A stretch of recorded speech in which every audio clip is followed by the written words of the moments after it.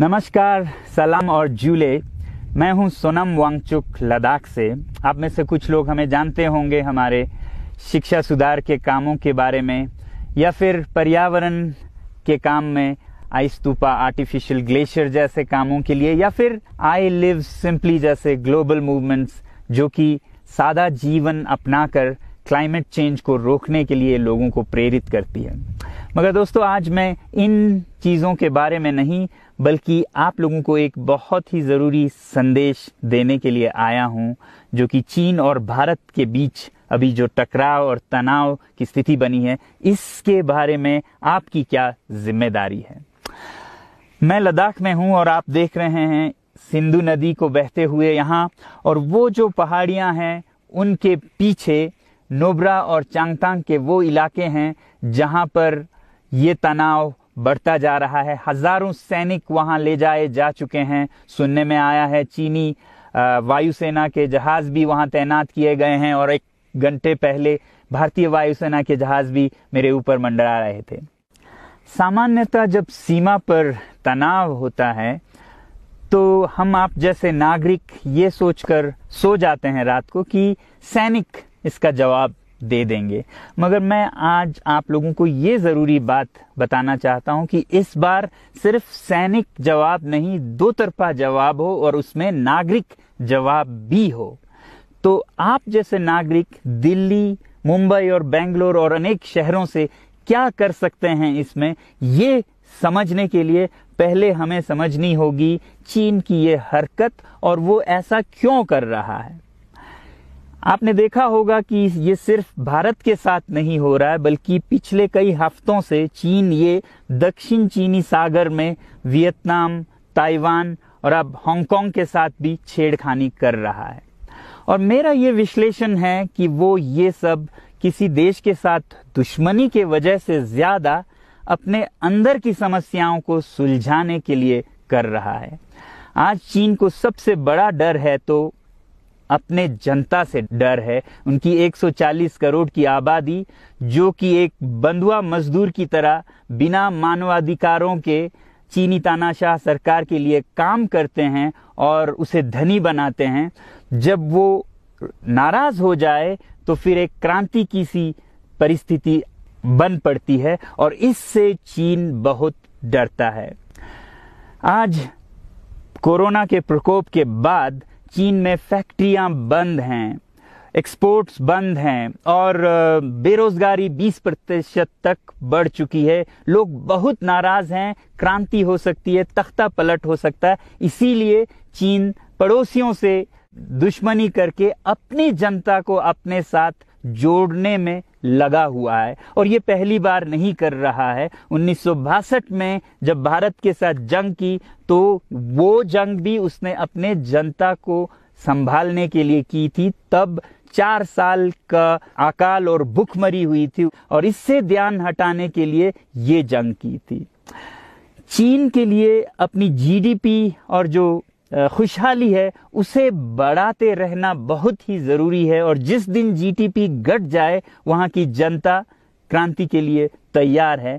मैं तो कहता हूं कि इस बार भारत की बुलेट पावर से भी ज्यादा वॉलेट पावर काम आएगी। जो नागरिक पैसा खर्चते हैं चीन के सामान को खरीदने में, जरा सोचिए, हम आप भारतीय उद्योग को मारकर चीन से मूर्तियों से कपड़ों तक हर साल 5 लाख करोड़ के सामान खरीदते हैं, और फिर यह पैसा आगे जाकर हमारे सीमा पर हथियार और बंदूक बनकर हमारे सैनिकों के मौत का कारण बन सकती हैं। तो इसलिए अगर हमारे देश के 130 करोड़ लोग और 3 करोड़ जो भारतीय बाहर के देशों में हैं, सब मिलकर भारत में और बल्कि दुनिया भर में एक boycott made in China movement या अभियान शुरू करते हैं, तो आज दुनिया भर में चीन के प्रति रोष है। हो सकता है कि सारी दुनिया साथ आए और इतने बड़े स्तर पर चीनी व्यापार का बॉयकॉट हो कि चीन को जिसका सबसे बड़ा डर था वही हो, यानी कि उसकी अर्थव्यवस्था डगमगाए और उसकी जनता रोष में आए, विरोध और तख्ता पलट। और अगर हम ऐसा नहीं करते हैं तो कितनी बदनसीबी की बात होगी भारत के लिए, ज़रा सोचिए। एक तरफ हमारे सेना सीमा पर जंग लड़ रही होगी और दूसरी तरफ हम आप चीनी सामान, मोबाइल से लेके कंप्यूटर्स, कपड़ों से लेके खिलौनों तक को खरीद कर उनकी सेना को पैसा भेज रहे होंगे, चीन की सेना को। ये तो हुई हार्डवेयर की बात। दूसरी तरफ हमारी युवा चीनी सॉफ्टवेयर, एप्स, गेम्स जैसे टिकटॉक, शेयरिट, इन सब में मस्त, उन्हें दूसरी तरफ से करोड़ों करोड़ों का पैसा भेज रहे होंगे। तो इसलिए बहुत ज़रूरी है कि हम एक नागरिक जवाब ज़रूर दें और इसे एक अभियान बनाएं, ग्लोबल मूवमेंट की तरह।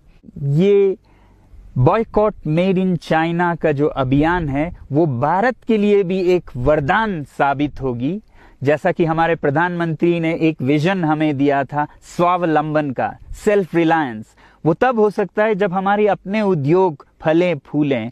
और जब हम बॉयकॉट करते हैं इन सामान का तो अपने देश के उद्योग का, उत्पाद का हम प्रयोग करेंगे और उससे मजदूरों को रोजगारी मिलेगी और सारा देश खुशहाल होगा। बजट होगा कि हम और अच्छी तरह से टक्कर ले सकें सीमा पर भी। तो इसके लिए मैं आप लोगों से अपील करता हूं कि जहां तक एप्स और सॉफ्टवेयर की बात है तो हमारे युवाओं को एक हफ्ते में उन्हें अनइंस्टॉल करना चाहिए। Boycott made in China, software in a week and hardware in a year. क्योंकि साजो सामान के लिए वक्त लगेगा हमारे अपने देश से और बाहर से विकल्प निकलने तक, तो उसे हम एक साल के अंदर कर सकते हैं। तो ये हम न सिर्फ अपना प्रतिज्ञा करें बल्कि 100 और लोगों को इसके बारे में समझाएं, शेयर करें सोशल मीडिया पर, और हमारी जो मीडिया है वो जनता तक, देश के कोने कोने तक पहुंचाए। और जैसे ही इसका असर दिखने लगेगा, इंटरनेट से एप्स लाखों में, करोड़ों में अनइंस्टॉल होंगे, तो चीन को संदेश साफ जाएगा और यही एक तरीका उसे मेज पर पहुंचा सकती है जहां पर की बातचीत हो शांति की। तो जाते जाते मैं ये बता दूं कि मैं क्या करने जा रहा हूं।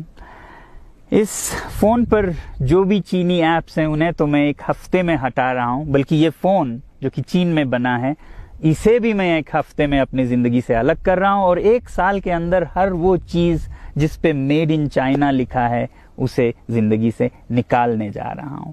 हमें चीन से, चीनी लोगों से कोई समस्या नहीं है, चीनी सरकार और उनकी रवैयों से समस्या है। जब तक चीन में परिवर्तन ना हो हमें ऐसा करना होगा।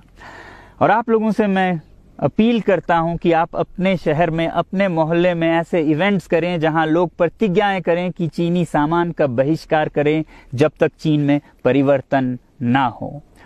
और मैं सालों से कहता रहा हूं कि 21वीं सदी में देश के लिए जान देने की नहीं बल्कि जिंदगी देने की जरूरत है।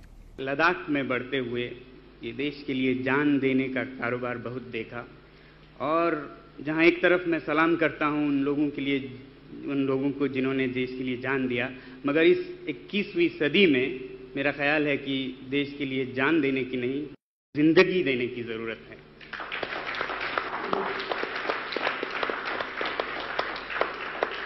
तो आप भी निभाइएगा अपना रोल। जय हिंद।